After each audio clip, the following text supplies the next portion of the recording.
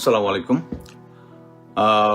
Actually খুব খুশির news. আমি এটা নিয়ে কয়েকটা ছবি নিয়ে পোস্ট দিয়েছি। সেটা হচ্ছে আজকে brigadier general Hasan Nasir sir এখানে বিডিআর কার্নেজের ভিকটিম যে সমস্ত অফিসার এবং পরিবার নিয়ে প্রধান উপদেষ্টা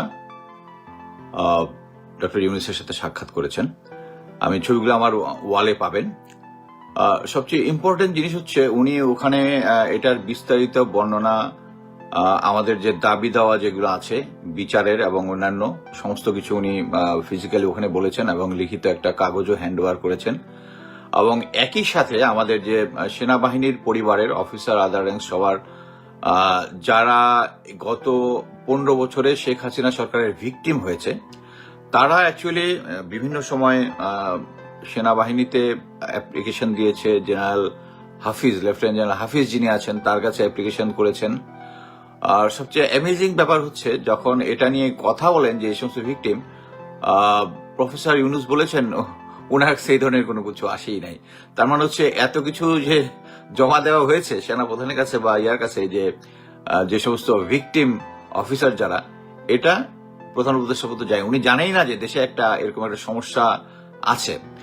এবং আমি মনে করি না যে প্রফেসর ইউনূস একটা রাজনৈতিক বক্তব্য দিয়েছে তার আন্ডার কমান্ডসে ইয়া করার জন্য। সো এটা একটা গুড নিউজ। এবং সবচেয়ে ইম্পর্টেন্ট হচ্ছে যে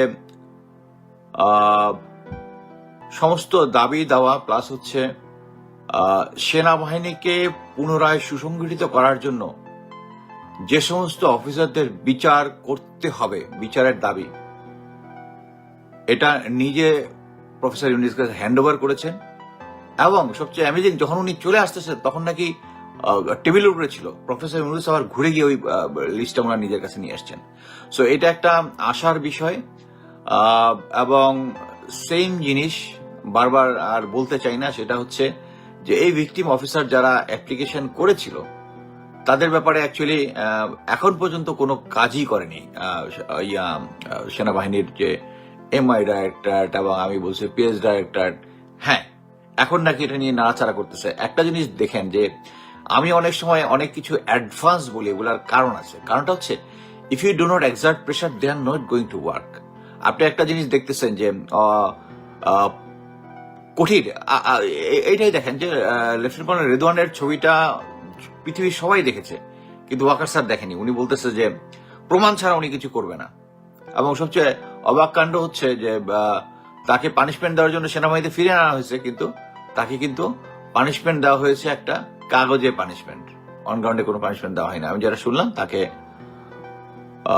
চাকরিতে থাকার জন্য ভৎসনা বা এরকম সিভিয়ার রিপ্রিমেন্ট এরকম কিছু একটা দেওয়া হয়েছে। বাট মানে মানুষ খুনের জন্য যদি কি বলে কঠোর ভৎসনা করা হয়, সিভিয়ার রিপ্রিমেন্ট বা এই ধরনের, ইটস আনপ্রেজেন্ট। বাট আমরা সবাই খুশি যে hats off to Hasan Nasir sir, he is a very dedicated military officer.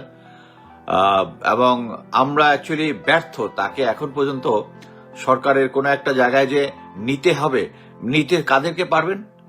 General হাফিজকে পারবেন, জেনারেল জাহাঙ্গীরকে পারবেন, যারা প্রো গভর্নমেন্ট সরকারের সাথে বা গত সরকারের সাথে লিয়াজও ছিল এবং যে সমস্ত অ্যাডভাইজার হয়েছে এবং স্পেশালি মিলিটারিগুলো সবগুলো ওয়াকার স্যারের ইয়াতেই হয়েছে।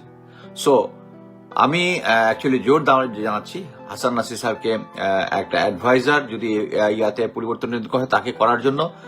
কারণটা হচ্ছে কি যে আপনারা সলিড লোক পাবেন না। সলিড লোক কেমন সলিড লোক? সেটা হচ্ছে যে সরকারের কাছে কোনো কিছুতেই কম্প্রোমাইজ করেনি এখন পর্যন্ত। তাকে উনি জানে ব্রিগেডিয়ার জেনারেল, ওনার ক্যারিয়ার খুবই ভালো, উনি ইচ্ছা করলে জেনারেল হইতে পারতেন যদি চাষ খালি শেখ হাসিনাকে একটু চুপ থাকতেন, অ্যাডভান্স কথা বলার দরকার ছিল না, ওনার সেই ক্যারিয়ার ছিল। কিন্তু উনি হন না কি জন্য? কারণ উনি কথা বলেছেন। উনি যখন বিডিআর পিলখানার ইনভেস্টিগেশনে যখন সরকার ম্যানিপুলেট করতেছিল, তো উনি তখন নিজে নানক, মির্জা আজম এদেরকে উনি ইন্টারভিউ করতে চাইছিলেন, উনি আওতায় আনতে চেয়েছিলেন, কিন্তু তাই বলে তাকে ওখান থেকে সরাই দিয়েছে, পরবর্তীতে রিটায়ারমেন্টে চলে আসছেন উনি। সো এটা একটা গুড নিউজ। প্রফেসর ইউনূস আমাদের বিষয়টা এখন ফিজিক্যালি জানেন এবং সেনাবাহিনীকে রিফর্ম করতে যেটা, এটা উনি উদ্যোগ নেবেন বলে আশা করি, সেনাবাহিনী এবং গোয়েন্দা সংস্থা দুটাই। ধন্যবাদ।